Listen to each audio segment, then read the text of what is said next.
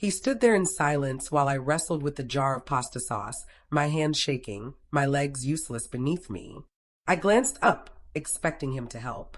Instead, I saw him by the front door, coat on, suitcase in hand. "I didn't sign up for this," he muttered, not even looking me in the eye. And then the door clicked shut. No hug, no explanation, no goodbye. Just a woman in a wheelchair, crying into a jar of unopened marinara. The apartment felt bigger somehow. Empty, like all the air had been sucked out with him. I sat there for what felt like hours, staring at that closed door, waiting for it to open again. Waiting for him to come back and say he didn't mean it. But the door stayed shut. That night was the longest of my life. I couldn't even get myself to bed properly.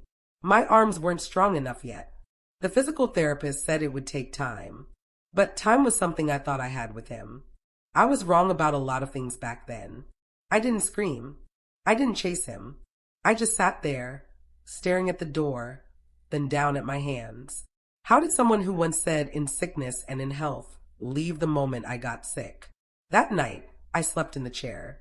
Not because I couldn't get to bed, but because I was scared I'd try to stand just to follow him.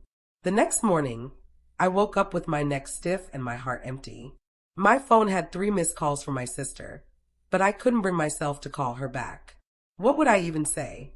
That my husband left me because a drunk driver decided to run a red light?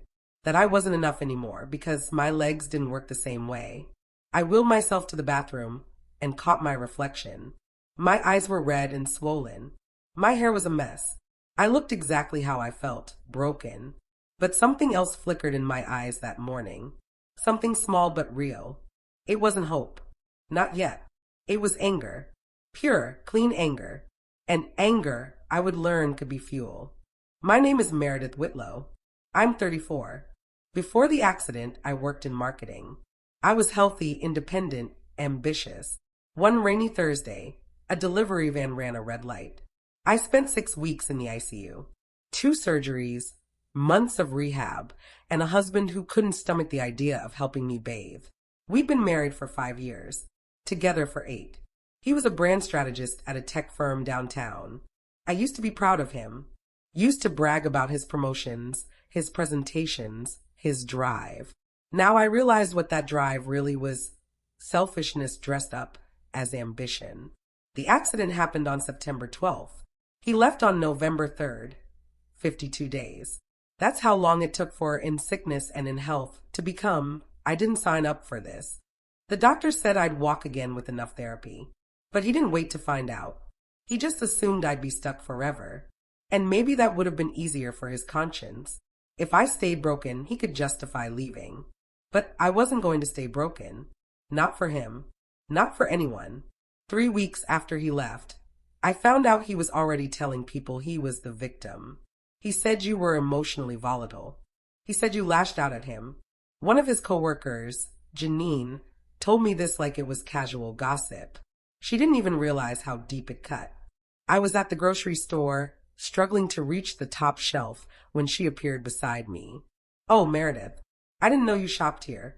Her smile was too bright, too fake. She helped me grab the cereal box, then leaned in like we were old friends. "I'm so sorry about everything with you and him. But honestly, he seems so much happier now." Happier. The word landed like a punch. She kept talking, oblivious.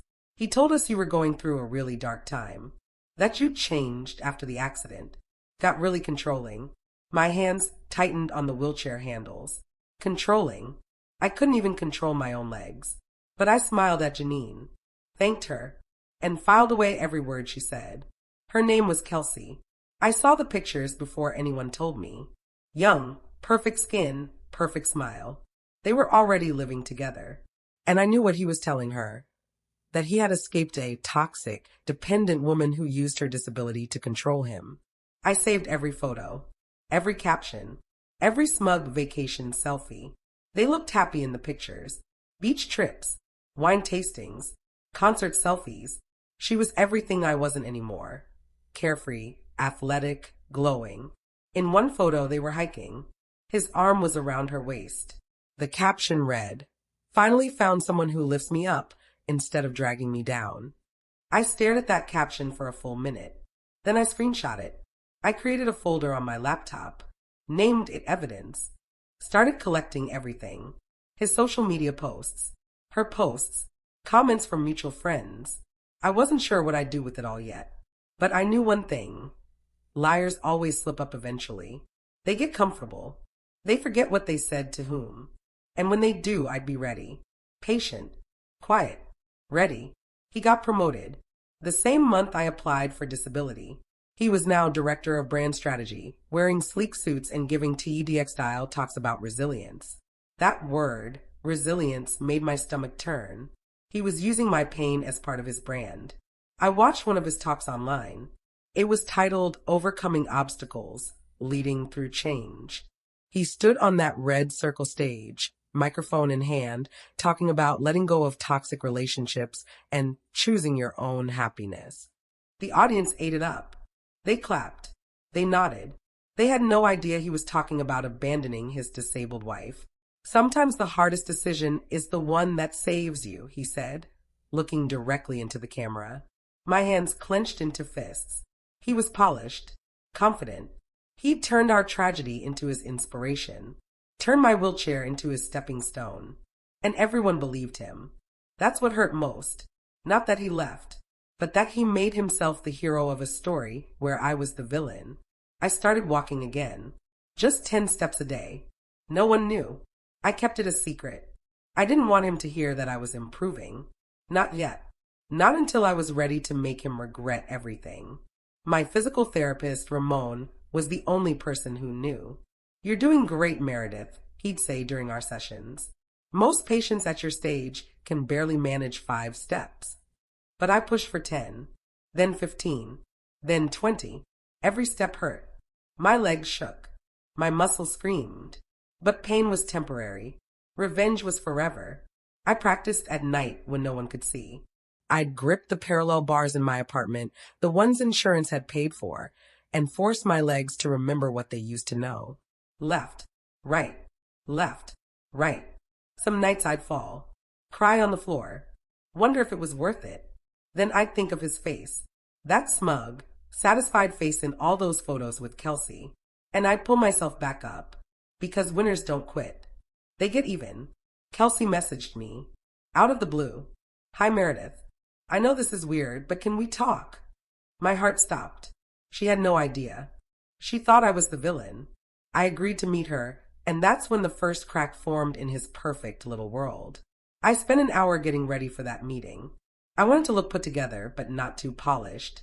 Vulnerable, but not pathetic. I wore jeans and a soft sweater. Left my hair down. Minimal makeup. I needed her to see me as human, not as the monster he'd described. We agreed to meet at a coffee shop near the university. Neutral territory. When I rolled in, she was already there, sitting in a corner booth, nervously stirring her latte. She looked younger in person. Maybe 26, 27. Pretty in that effortless way some women are. She stood when she saw me, then seemed unsure if she should help. Meredith, she asked. I nodded, smiled, extended my hand. She shook it. Her palm was sweaty. Good. She should be nervous. We met at a cafe. I wore a long coat to hide my leg braces. She looked nervous. She said, he told me you threatened to hurt yourself if he left. I didn't cry. I just showed her the screenshots, his texts months before the accident, begging me to quit my job and slow down, saying I was too competitive. That's when her hands started shaking. I never threatened him, I said quietly. I asked him to stay, to help me through recovery. That's all. Her eyes welled up. I pulled out my phone, scrolled to the messages I'd saved. These are from before the accident. Read them. She took my phone with trembling fingers. Her face changed as she read. Message after message of him undermining me, calling me obsessed with work, saying I cared more about my career than our marriage. He told me you were controlling, she whispered, that you wouldn't let him have his own life. I laughed, but it wasn't a happy sound. Kelsey, I couldn't control my own bladder for the first month after the accident. How could I control him? She set my phone down, covered her mouth, and I knew. The first seed of doubt had been planted. Now I just had to water it. Patiently. carefully, until it grew into the truth. Turns out, I wasn't his first dependent woman. He had a pattern. Every woman he dated was successful until he slowly chipped at their confidence. Kelsey was next, and she was starting to see it. I feel like I'm always apologizing, she said. I smiled. You're not the problem, Kelsey. He is. She told me about her job. She was a graphic designer, freelance, doing well. But lately, he'd been making comments. Why are you taking on so many clients? Don't you want time for us? That project seems stressful. Maybe you should turn it down. Little by little, he was doing to her what he'd done to me, shrinking her world until he was the center of it. Has he mentioned marriage? I asked. She nodded. He says once I'm more stable. Once my career is more settled. I leaned forward. Kelsey, your career will never be settled enough for him. Because he doesn't want a partner. He wants an audience. Her lip trembled. She wanted to argue, defend him. But deep down, she knew I was right. I could see it in her eyes. The recognition. The fear. The relief. I updated my resume.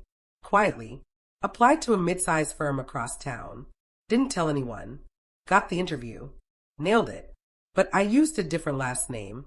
My maiden name. Because guess who was on the board of directors at his company? My new boss. The firm was called Catalyst Group. They specialized in brand strategy and digital marketing. Perfect overlap with his field. When I researched the company, I nearly dropped my phone. There, on the leadership page, was Patricia Caldwell. She was on the board of directors at his company and CEO of Catalyst. The connection was too good to be true. My interview was on a Tuesday morning. I wore a navy suit, walked in with my cane, and owned every second of it. Patricia was impressed. Your portfolio is outstanding, Meredith. And your resilience after your accident? That's the kind of character we value here. Resilience. That word again. But this time it was mine, not his. I started the following Monday as senior marketing strategist, and I didn't tell a soul. The first day at my new job, I walked into the strategy meeting in heels. He was there. He froze. I smiled like I'd forgotten his name. My name's Meredith Chambers, I said, extending a hand to his stunned CEO. He shook it. I shook his world. The conference room went silent. His face drained of color. I watched him process it, me, standing in heels, using my maiden name, in his professional space. Patricia introduced me to the room. Meredith will be leading our new wellness campaign. She comes highly recommended. I smiled at everyone, avoided his eyes, shook hands around the table. When I finally looked at him, I kept my expression neutral. Professional. Nice to meet you, I said, as if we were strangers. He opened his mouth, closed it, opened it again. Meredith, he managed. His voice cracked. I tilted my head. I'm sorry, have we met? The room shifted uncomfortably. Patricia jumped in, moving the meeting forward. But the damage was done. He spent the entire meeting staring at me, his hands shaking, while I presented my campaign ideas with perfect confidence. Checkmate. He cornered me in the hallway. What the hell are you doing here? I tilted my head. Working. You're using me. I laughed. You already used me. I'm just recycling. His jaw clenched. This is harassment. I could report you. I smiled sweetly. For what? Getting a job? Using my maiden name, which is legally mine. Walking again, which you said I'd never do. He stepped closer. I didn't back away. You need to leave. This is my space. My company. I leaned on my cane, casual, unbothered. Actually, it's Patricia's company. You're just on the board. I work here now. Get used to it. Meredith, don't do this. His voice dropped, almost pleading. Do what? Exist? Succeed? Breathe the same air as you. I straightened. You don't get to control where I work. You lost that right when you walked out of our apartment while I couldn't even reach the top shelf. His face reddened. That's not fair. No, I agreed. It's not. But here we are. I walked away, my heels clicking on the polished floor. Steady, strong, victorious. I discovered something. He'd been exaggerating numbers in quarterly reports, minor at first, then bolder. I had access now. So I started documenting every misstatement, every inflated client stat. It wasn't revenge. It was due diligence. Working at Catalyst gave me access to shared files, board meeting notes, financial reports. And because I was new, no one questioned why I was reviewing old documents. Just getting up to speed, I'd say. And they'd smile and leave me alone. That's when I found the inconsistencies. Client retention rates inflated by 12%. Engagement metrics rounded up, sometimes doubled. Revenue projections stretched beyond reality, all in reports he'd signed off on. At first, I thought maybe it was an honest mistake. But the pattern was too consistent. He'd been padding numbers for over a year, making his performance look better than it was. And no one had caught it. Until now. I created spreadsheets, cross-referenced data, built an airtight case, not to use immediately, but to have, just in case. Kelsey left him. I didn't ask her to. She showed up at my door with a duffel bag and tears in her eyes. He told me I was lucky he stayed as long as he did. I said nothing, just handed her a blanket and let her sleep on the couch. It was a Friday night. I'd just gotten home from work when my doorbell rang. I opened it to find Kelsey, mascara running, hair disheveled, clutching a duffel bag like it was the only solid thing in her world. "I'm sorry," she sobbed. I didn't know where else to go. I stepped aside, let her in. She talked for hours, how he'd criticized her weight, her work, her friends, how he'd accused her of flirting with the client, how he'd said she should be grateful he was with her because most guys wouldn't deal with her drama. Every word she said was a word he'd once said to me. Different phrasing, same poison. When she finally fell asleep on my couch, I covered her with a blanket and sat in the dark. 2 women, 1 predator. It was time to make sure there wouldn't be a third. They asked me to present at the quarterly board review. I walked them through marketing performance and areas of concern. Then I projected a slide, a line graph showing inflated client data, his initials at the bottom. He stared at the screen, color draining from his face. The boardroom was full. Patricia, 6 other board members, department heads, him. I set up my laptop, smiled at everyone, and began. "Thank you for this opportunity.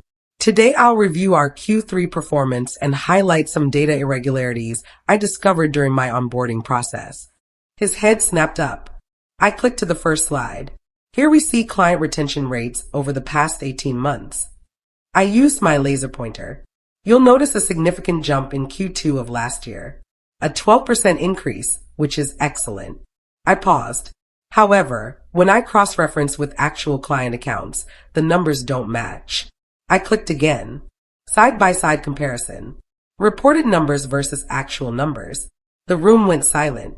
I moved through 3 more slides. Each one showed discrepancies. Each one had his initials in the approval field. Patricia's expression hardened. "What are we looking at here?" she asked. I turned to him, smiled. Perhaps he can explain? He denied it, said it was a formatting error. But my final slide was an audio recording, him bragging at a company happy hour. "Fake it till you make it, right?"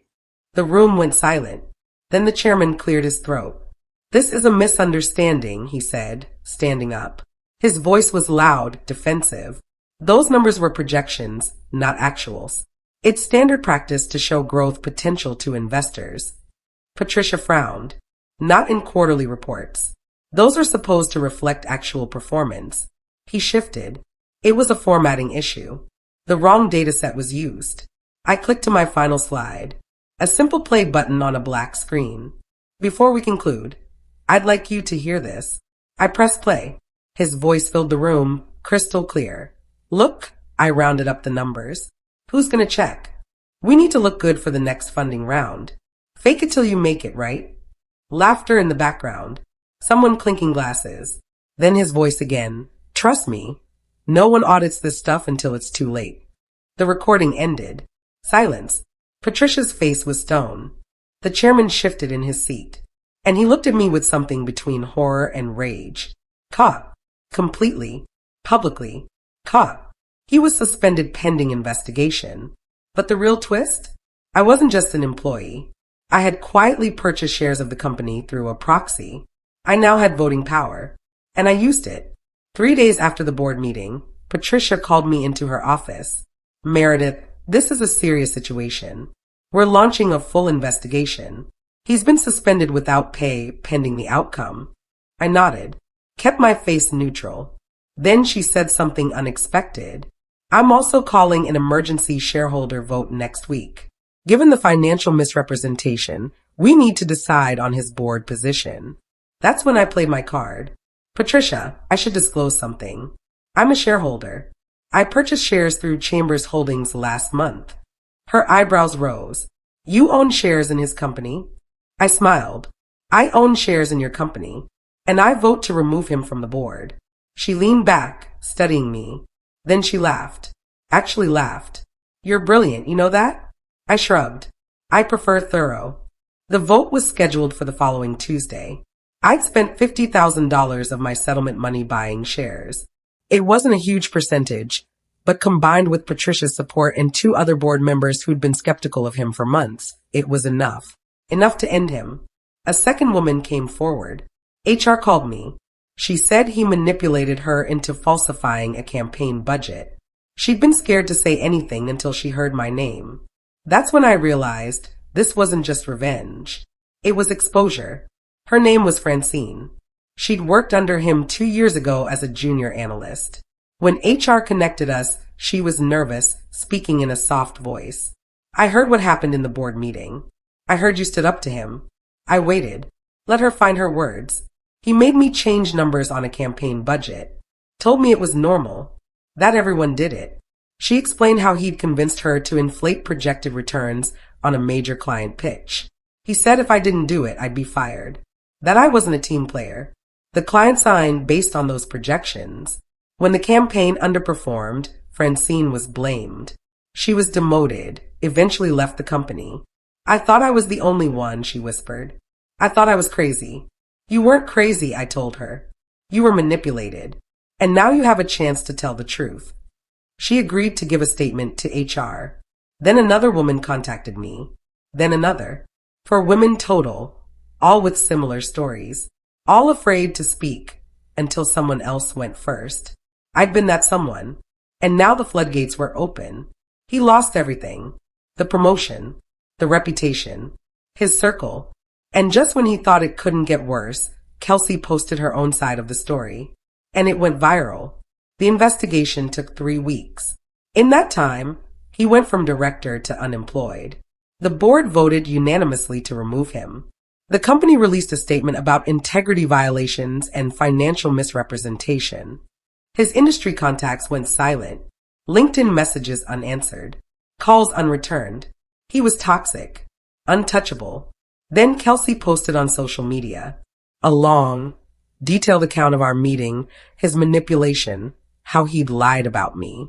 She included screenshots of his text to her, the ones where he called me unstable and controlling. She didn't name him directly, but everyone knew. The post got 50,000 shares in 2 days. Comments flooded in. Women sharing their own stories of men who lied, who weaponized victimhood, who abandoned partners during hard times. He tried to respond. Posted a vague apology about misunderstandings and lessons learned. It was deleted within an hour. Too late. The internet had already decided. He was finished. Not just professionally, socially, completely. And I watched it all unfold from my apartment, a glass of wine in hand, finally breathing freely. The board offered me his position. I said no. I didn't want his job. I wanted something bigger, starting my own firm, with Kelsey as my lead strategist. She smiled. Let's do it. Patricia was shocked when I declined. Meredith, this is a significant opportunity. Director-level position, full benefits, substantial salary increase. I thanked her. Explained that I'd learned something through all of this. I didn't want to climb someone else's ladder. I wanted to build my own. Kelsey and I met that weekend to plan. She'd been freelancing, building a solid client base. I had marketing expertise, industry connections, and a story that people responded to. We decided to focus on helping women-owned businesses, companies that valued ethics over profit margins. We called the firm Catalyst Strategies, a nod to where we both landed after our separate storms. We filed the paperwork in January, signed our first client in February. By March, we had 6 clients and were hiring our first employee. Francine applied. We hired her immediately. Then the second woman from his company. Then the third. We were building something real. Something good. Something he could never touch. He emailed me. Subject, closure? I didn't open it. I just marked it as spam. Because closure doesn't come from them. It comes from knowing you won and didn't have to become like them to do it. The email sat in my inbox for 2 days before I noticed it. Just seeing his name made my stomach clench. But I didn't feel the urge to open it. Didn't need to know what excuses he crafted, what half apology he'd typed out. Closure wasn't something he could give me. I'd already taken it. Kelsey asked if I was curious. Aren't you wondering what he said? I shook my head. He'd either blame me, blame circumstances, or offer some fake apology. None of those things matter. What mattered was this: I was walking, working, thriving, building something meaningful with people who respected me. He was unemployed, alone, and publicly disgraced. I marked the email as spam and blocked his address, watched it disappear from my inbox, and I realized something profound. Revenge isn't about making them suffer. It's about making sure they can never hurt you again. And I'd done that. Completely. Finally. Forever. Our first campaign went live. A wellness brand that focused on empowerment. We booked a national slot. Guess whose old company tried to bid for the same client? Guess who lost? The wellness brand was called Reclaim, and their message was perfect for us. Life after setbacks, strength through struggle, finding yourself again. We pitched a campaign centered on real stories from real women. No models, no filters, just truth. They loved it. Gave us a 6-month contract and a substantial budget. When the campaign launched, it was everywhere. Social media, streaming platforms, even a billboard in downtown. The response was overwhelming. Messages poured in from women saying they saw themselves in the stories, that they felt seen, valued, strong. Sales for Reclaim jumped 40% in the first month. Then I heard through industry contacts that his old company had pitched for the same client. Had been the favorite to win, actually. Until Reclaim's CEO did some research, found Kelsey's viral post, connected the dots. We don't work with companies that tolerate abuse, the CEO told Patricia directly. They chose us instead. And that victory felt sweeter than anything I could have imagined. I was invited to speak at a women's leadership conference. I told my story, left out the name, but every woman in that room saw themselves in it. When I stepped off the stage, I got a standing ovation and a wait list of new clients.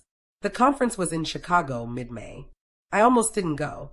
Public speaking terrified me, but Kelsey convinced me. Your story matters. People need to hear it. So I wrote my speech, practiced it 100 times, flew to Chicago with sweaty palms and a racing heart. Standing on that stage, looking out at 500 women, I felt small for exactly 10 seconds. Then I started talking about the accident, the abandonment, the lies, the slow, painful process of rebuilding. I didn't mention his name. Didn't need to. The women understood. They'd lived versions of this story themselves. When I finished, the room erupted. Standing ovation. Women crying. Afterward, dozens lined up to talk to me, share their stories, ask for advice. 23 of them became clients. 40 more referred people to our firm. That speech changed everything. It turned my pain into purpose, my struggle into strength, my story into a movement. I walked home. No braces. No cane. I passed by our old apartment. Lights off. For sale sign in the window. I smiled to myself. He tried to bury me, but I wasn't soil. I was the storm. It was a Tuesday evening, late June, when I walked past our old building. I hadn't planned to. My new apartment was on the other side of town, but I had a meeting nearby and decided to walk the long way home. The evening air was warm, the streets busy with people heading home from work. When I reached our old block, I stopped, looked up at the 3rd floor window where we used to live. The lights were off. A for sale sign hung in the window. The place looked smaller than I remembered. Sadder. I stood there for a moment, remembering the woman who'd lived there a year ago. The woman in the wheelchair. The woman who thought she'd never walk again. Then I smiled. because that woman was gone. Not broken, not buried, transformed. I adjusted my bag on my shoulder, felt the strength in my legs, the steadiness of my stride. He'd tried to destroy me. Instead, he'd rebuilt me into something stronger, something he could never touch again. I walked away from that building and didn't look back. Because closure doesn't live in the past. It lives in every step you take toward a future they said you'd never have. And I was walking straight into mine.